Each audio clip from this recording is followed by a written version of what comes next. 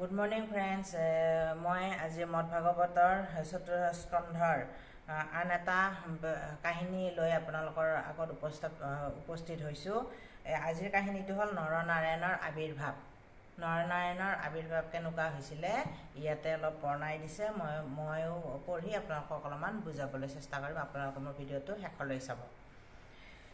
মৈত্ৰেয়ীৰ বদতি শুনিও বিদুৰ ভৈলা নৰনাৰায়ণ যাহাৰ জন্মত সমস্তে জগত লভিলা সুখ শোভন। মৈত্ৰেয়ী ঋষিয়ে বিদুৰৰ আগত কৈছে, হে বিদুৰ শুনা যে নৰনাৰায়ণৰ কেনেকৈ জন্ম পালে, কেনেকৈ আবিৰ্ভাৱ হ'ল তাৰ বিষয়ে শুনা। যাহাৰ জন্মত সমস্তে জগত, যাৰ জন্মত গোটেই জগতে শান্তি লাভ কৰিলে, সুখ লাভ কৰিলে, সেই নৰনাৰায়ণৰ কাহিনী মই আজি কৈ আছোঁ। হে শুনা বিদুৰ বুলি কৈছে। পশু পক্ষী যত সবাৰো মনত মিলিল মহা হৰিষ, নদী সৰোবৰ পৰ্বতো সুন্দৰ নিৰ্মল ৰত্ন ধৰিলা। পশু পক্ষী নদ নদী সকলোৱে আনন্দতে মতলীয়া হ'ল নৰনাৰায়ণৰ আবিৰ্ভাৱ হোৱাৰ কাৰণে। দিব্য বাদ্য যত দেৱে বজাইলন্ত, কুসুম বৃষ্টি কৰিলা, মুনিগণে তুষ্টে বেদ উচ্চাৰন্ত, গন্ধৰ্বে কৰে কীৰ্তন। গন্ধৰ্বসকলে কি কৰিলে? কীৰ্তন কৰিলে। মুনিগণে বেদ উচ্চাৰণ কৰিলে আৰু কিন্নৰে গাৱৈ মৃদংগ বাৱৈ নাচে অপেশ্বৰাগণ। কিন্নৰসকলে গাইছিলে আৰু অপেশ্বৰাবিলাকে নৃত্য কৰিছিলে। কিহৰ কাৰণে? নৰনাৰায়ণৰ যেতিয়া আবিৰ্ভাৱ হৈছিলে।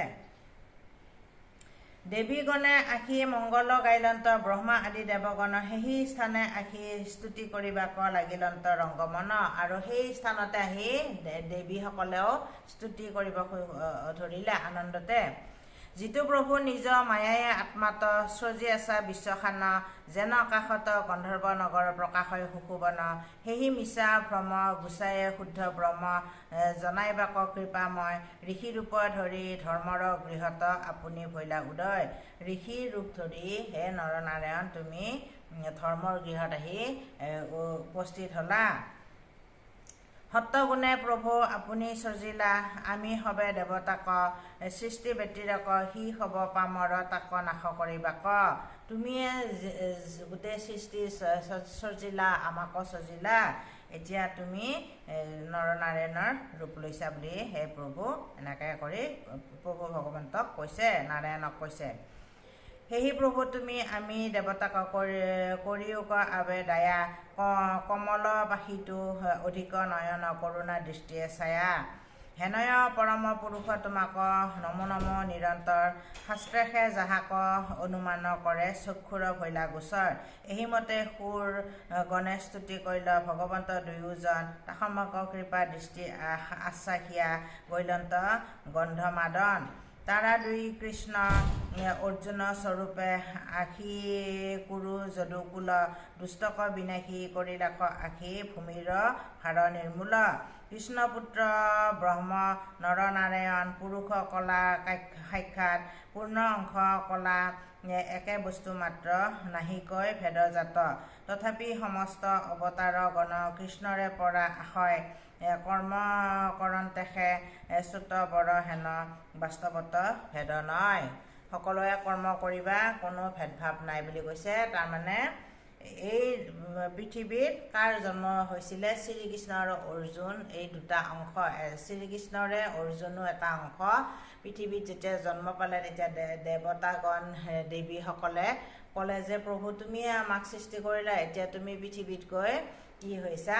নৰৰূপে অৱতাৰ কৰিছা আৰু তুমিয়ে সেই কৃষ্ণ প্ৰভু বুলি সকলোৱে আনন্দত মতলীয়া হৈ তেওঁক চাই পূজা অৰ্চনা ধ্বনি হৰ্ষধ্বনি সকলোৱে কৰিলে। তাৰমানে শ্ৰীকৃষ্ণ আহি পৃথিৱীত উপস্থিত হ'ল। কি ৰূপে? নৰৰূপে উপস্থিত হ'ল। কিন্তু তেখেতে নাৰায়ণ শ্ৰী বিষ্ণু পৃথিৱীত তেওঁ নৰৰূপে অৱতাৰণ কৰিলে আৰু তাৰ নাম হ'ল কৃষ্ণ আৰু তেওঁৰে অংশ হ'ল অৰ্জুন। গতিকে আজিলৈ এইখিনিয়ে নৰনাৰায়ণৰ আবিৰ্ভাৱ কেনেকৈ হ'ল মই আপোনালোকক অলপমান উপস্থাপন কৰিলোঁ। বাকীখিনি মই আৰু আগলৈ আৰু নতুন নতুন ভিডিঅ' আপোনালোকৰ লগত আগবঢ়াই আনিম। আপোনালোকৰ যদি মোৰ ভিডিঅ'টো চাই ভাল লাগিছে মোক লাইক শ্বেয়াৰ আৰু ছাবস্ক্ৰাইব কৰি দিব। আজিলৈ আহিছোঁ ইমানে।